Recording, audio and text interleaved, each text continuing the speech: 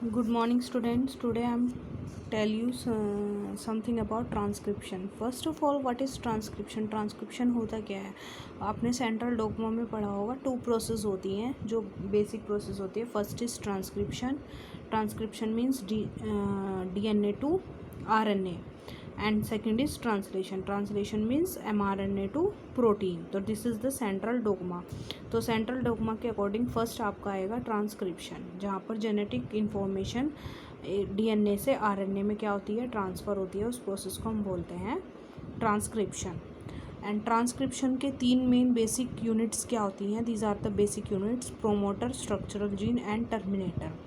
Promoter means initiator. Initiator जो क्या होती है, स्टार्टिंग साइट होती है जहाँ से ट्रांसक्रिप्शन क्या होता है, स्टार्ट होता है. स्ट्रक्चरल जीन्स मतलब यहाँ पर क्या होता है, ट्रांसक्रिप्शन में कुछ एंजाइम्स ऐड होते हैं जो क्या करते हैं, आगे क्या करते हैं, ट्रांसक्रिप्शन को कैरी ऑन करते हैं, आगे मूव करते हैं, जिससे ट्रांसक्रिप्शन होता है. टर्मिनेटर होता है एंड पॉइंट. मतलब टर्मिनेटर एंड आने के बाद पॉइंट एक एंड होता है ना, तो एंड आते ही क्या होता है, ट्रांसक्रिप्शन स्टॉप हो जाता है. So this is the basic structure of transcription unit.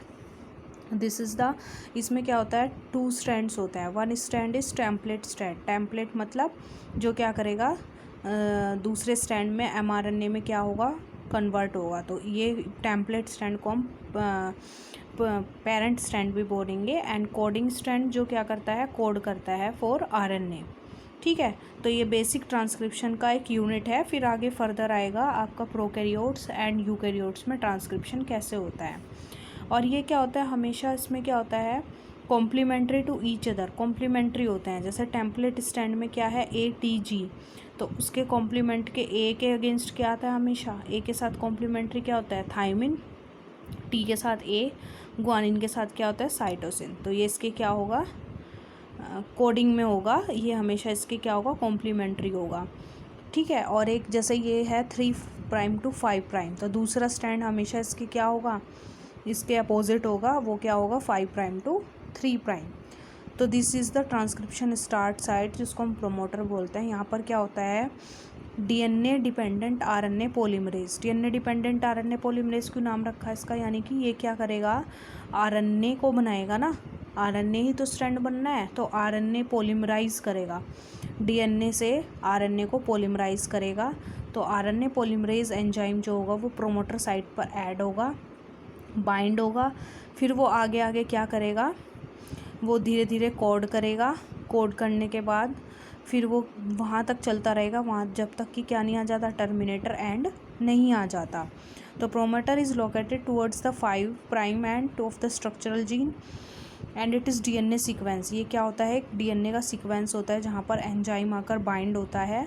फिर उसकी प्रेजेंस में क्या होता है, ट्रांसक्रिप्शन स्टार्ट होता है. कोडिंग स्ट्रैंड मतलब ये क्या कर रहा है, कोड कर रहा है. ठीक है. और टर्मिनेटर, कोडिंग स्ट्रैंड का टर्मिनेटर इसके क्या होगा, जस्ट अपोजिट होगा. अगर ये 3' है तो ये क्या होगा, 5' होगा. तो ये जब तक होता रहेगा, जब तक कि क्या नहीं होती, एंड प्रोसेस नहीं होती, जिसको हम बोलते हैं टर्मिनेटर. ठीक है. और कोडिंग स्ट्रैंड में ये क्या होगा, 3' पर ऐड होगा, टर्मिनेटर एंड. तो ये जब तक ये चलता रहेगा, आगे ग्रो ऑन होगा, फिर ये टर्मिनेटर तक क्या हो जाएगा, स्टॉप हो जाएगा. तो this is the process of transcription. ये क्या है, एक बेसिक प्रोसेस है ट्रांसक्रिप्शन की, कैसे होती है. फिर इसमें 2 तरीके की प्रोसेस होती हैं, transcription in prokaryote, transcription in eukaryote. Prokaryote क्या होती है, आपकी सिंपल सेल होती है, बैक्टीरियल सेल होती है. तो जो ट्रांसक्रिप्शन प्रोकैरियोट्स में होता है वो कैसा होता है, वो ऑफ कोर्स कैसा होगा, सिंपल होगा. अगर हम यूकैरियोट की बात करें तो यूकैरियोट में ट्रांसक्रिप्शन हमेशा कैसा होता है, कॉम्प्लिकेटेड होता है. ठीक है. तो इस कोडिंग सीक्वेंस को हम क्या बोलते हैं, एक्सोन, जो क्या करता है, कोड कर रहा है, एक्सप्रेस हो रहा है. और इंट्रॉन बोलते हैं जो कोड नहीं करता है, उसको हम बोलते हैं इंट्रॉन्स. ठीक है.